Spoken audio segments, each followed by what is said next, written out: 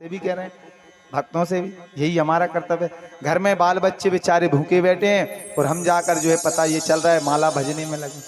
तो जो काम जो धर्म तुम्हें दिया गया है उस धर्म को पूर्ण ईमानदारी से सेवा से करना ही भगवान को प्राप्त कर लेना है और सेवा से ही प्रभु प्रसन्न होते हैं।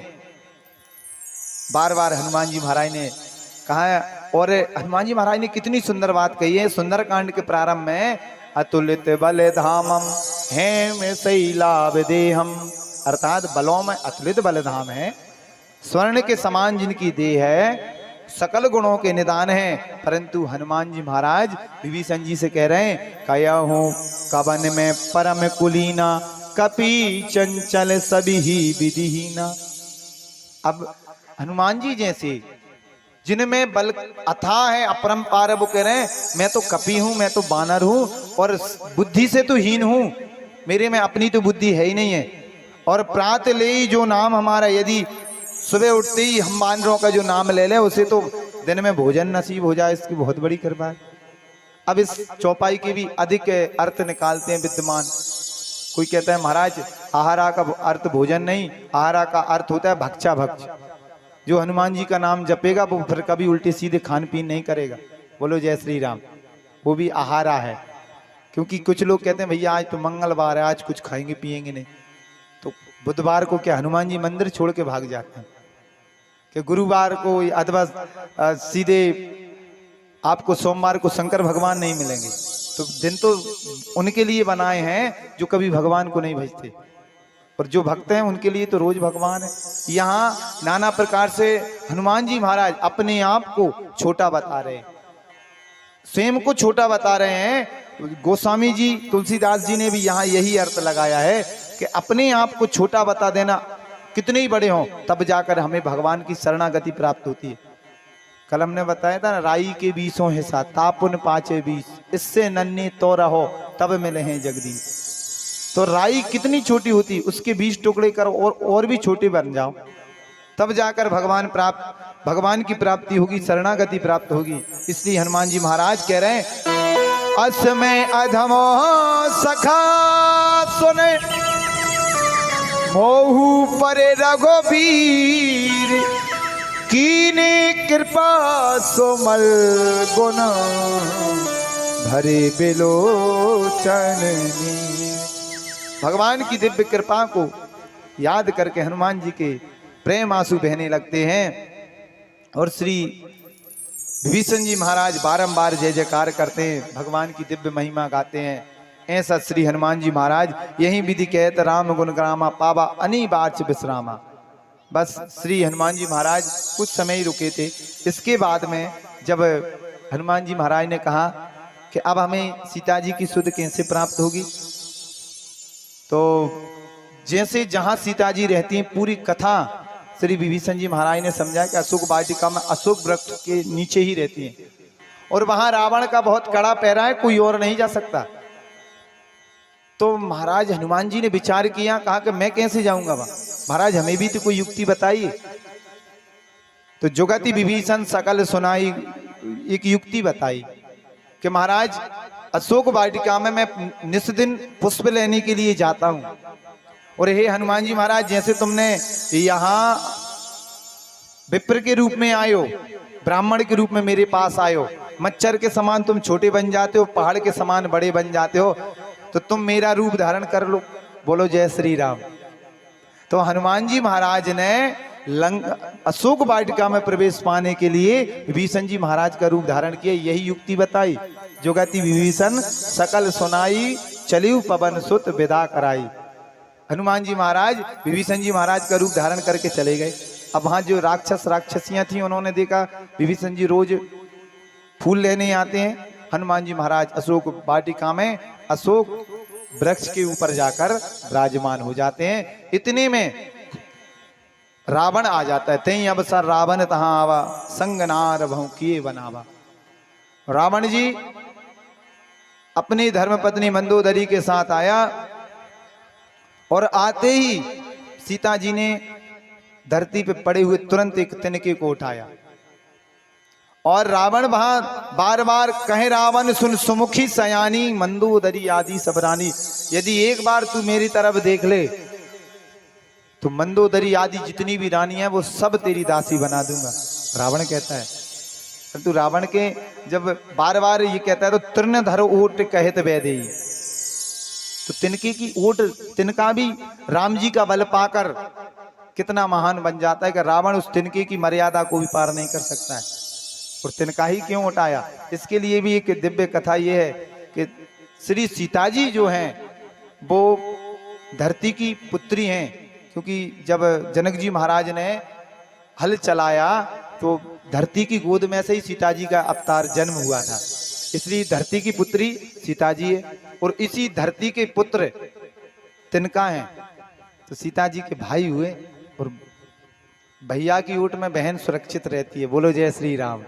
इसलिए श्री जानकी जी ने तृणधर ओट कहत वैदेही, सुमर अभदपति परम सनई, अपनी भाई की ऊँट में खड़े रहकर फिर बहन संपूर्ण सुरक्षित हो जाती है। और कहती हैं कि माता जानकी अस्मन सुन दसमुख खगोत प्रकाशा, अरे तू तो जुगनू के समान है, राम जी सूर्य कुल के सूर्य हैं, और यदि तूने सूने में मेरा हरण करके बहुत बड़ा कार्य किया है, सट सूने हर आने मोई अदम निर्लज्ज लाज नहीं तुई, अरे निर्लज्ज तुझे इतनी मर्यादा नहीं रही, त्रिलोकी का राजा बना फिरता है, किसी दूसरे की स्त्री को तू सूने में हर कर लेकर आया है, और इतना सुनकर बहुत जल्द तू मरने वाला है। परंतु यहाँ रावण को बड़ा क्रोध आया, सीता ते मम कृत अपमाना, अरे सीते तूने मेरा अपमान किया है। हनुमान जी महाराज बैठे बैठे सब देख रहे हैं दृश्य क्या चल रहा है।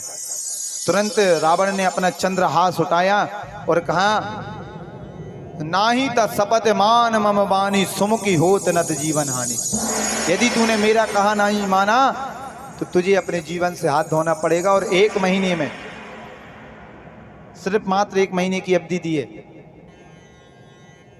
इतना कहकर जैसे ही चंद्रहास उठाया तो मैं तन्या कहीं नीत बुझावा, श्री मंदोदरी ने रावण के हाथ को पकड़ा, कहा कि स्वामी आप क्या कर रहे हो, आप त्रिलोकी के स्वामी हो और एक अबला स्त्री को इस तरह मार देना ये आपके लिए उचित नहीं है। तो हनुमान जी महाराज ने कहा कि बताओ, राम जी की कृपा यहाँ भी ऐसी हो रही है, सीता जी के लिए रावण मार रहा था तो उसकी स्वयं धर्म पत्नी ने जाकर हाथ पकड़ लिया। ये हनुमान जी महाराज की दिव्य लीला है, राम जी की कृपा है कि वहां लंका में भी सीता जी की रक्षा हो रही है भगवान की दिव्य कृपा से। इस प्रकार दशकंदर नाना प्रकार से सीता जी को भय दिखाकर चला जाता है। और यहाँ अब हनुमान जी महाराज अर्धरात्रि हो जाती, विचार कर रहे हैं, वहां राक्षसियां सीता जी को आकर डराती हैं। उनमें एक बढ़िया सुंदर भगवान के चरणों में प्रेम करने वाली त्रिजटा नाम की राक्षसी है।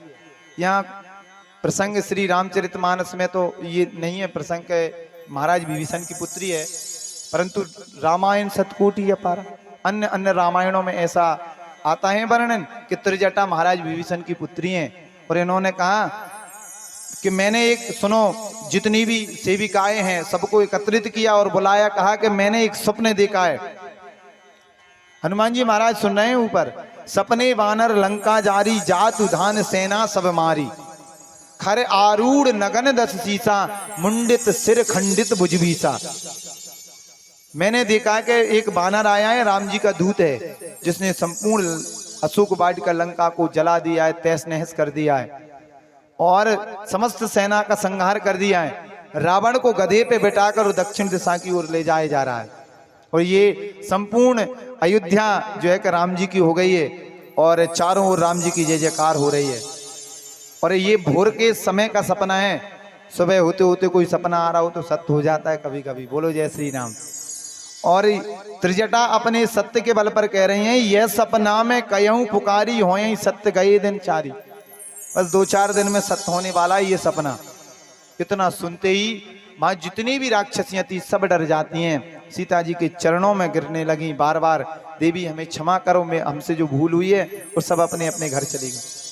हनुमान जी महाराज ने विचार किया, सबने कहा था तो सही, सिर्फ मात्र जामवंत जी ने कहा था कि तुम्हें सीता जी की सुध लेके आना है, परंतु यहाँ अब जाके पता चला है त्रिजटा से त्रिजटा से यही पता चला है कि सपने बानर लंका जारी। ये भगवान ने ही इसे कृपा से सपने दिया है कि लंका भी जलाना है और वहां की सेना को भी मारना है और अपना प्रभाव भी दिखा के आना है। सपने बानर, ये सब काम राम काज सब करे हूं, यही सब काम हमें अब करना है सीता जी की खोज के बाद में। नहीं तो सीता जी का पता तो चल ही गया था। मात्र दर्शन हनुमान जी महाराज ने वृक्ष के ऊपर बैठ के कर ही लिए थे, अशोक वृक्ष के ऊपर लौटकर चले जाते, नहीं गए हनुमान जी। अब त्रिजटा से श्री सीता जी विविध प्रकार से कहती हैं कि हे माँ, ऐसा कर कहीं से अग्नि लेकर आ, अब ये दुख मुझसे सहा नहीं जाता, श्री राम ब्रह की पीड़ा मुझसे सही नहीं जाती, और तू कहीं से अग्नि लेकर आ जिसके द्वारा मैं चिता में जलकर भस्म हो जाऊं। परंतु श्री त्रिजटा कहती है कि देवी सीता, इस समय अर्धरात्रि को कहां अग्नि मिलेगी। श्री सीता जी कहती कि इस वृक्ष का नाम है अशोक, अर्थात ये शोक हरने वाला है, परंतु ये मेरे शोक को बढ़ा रहा है। तो यहां बार बार श्री सीता जी विलाप कर रही हैं, हनुमान जी महाराज बड़े दुखी हो रहे हैं। परंतु यहां हनुमान जी महाराज ने मन में विचार किया, जब त्रिजटा भी अपने घर चली गई, कपि करे हृदय विचार, दीन मोद्रिका डार, तब जने अशोक अंगार, दीन हर से उठे कर गयो। विचार करके तो हनुमान जी महाराज जो भी काम कर रहे हैं लंका में बड़े सोच विचार के कर रहे हैं। और यही परीक्षा लेने से पहले सुरसा ने कहा था कि तुम लंका में जा रहे हो, कोई भी काम करो तो सोच विचार कर ही करना। हनुमान जी महाराज ने विचार करके मुद्रिका डाली है। तब देखी मुद्रिका मनोहर, राम नाम अंकिते अति सुंदर। अब मुद्रिका को जैसे ही सीता जी ने देखा कि इसमें तो राम नाम अंकित है, अर्थात अंकों में राम लिखा था। अंक जैसे पुरानी हिंदी का हम 2 लिखते हैं तो वो राज ऐसा दिखता है, पुराना 2, उसके आगे एक और बना दो। और पुराने जमाने का, पुरानी हिंदी का यदि जो हम 8 बनाते हैं वो भी माँ जैसा रहता है आधा। तो इस प्रकार वहां राम नाम का संकेत मुद्रिका के ऊपर था, अंकित अंकों में था। तो ऐसी चकित चितब मुद्री पहचानी, हर्ष विषाद हृदय अकुलानी। मन में हर्ष भी है, दुख भी है, परंतु राम जी को कोई जीत तो सकता नहीं, अजय हैं। माया से ये अंगूठी बन नहीं सकती, क्योंकि माया से और मुद्रिकाएं बन सकती हैं, परंतु ये अंकित रूप में अंकों में नहीं लिखा सकता। ये तो कोड वर्ड है, वह बोलो जय श्री राम, राम जी का अंकों के रूप में। इस प्रकार सीता जी विचार ही कर रही थी कि इतने में हनुमान जी ने कहा यदि हम सीधे चले गए तो हो सकता है जानकी जी डर जाएं, हम भी बंदर हैं और बंदरों से वैसे ही डर जाते हैं, कोई अचानक बंदर पहुंच जाए सामने तो कहीं सीता जी डर ना जाएं, इसलिए पहले हम सीता जी को राम कथा सुनाते हैं। श्री राम जय जय राम, श्री राम जय जय राम।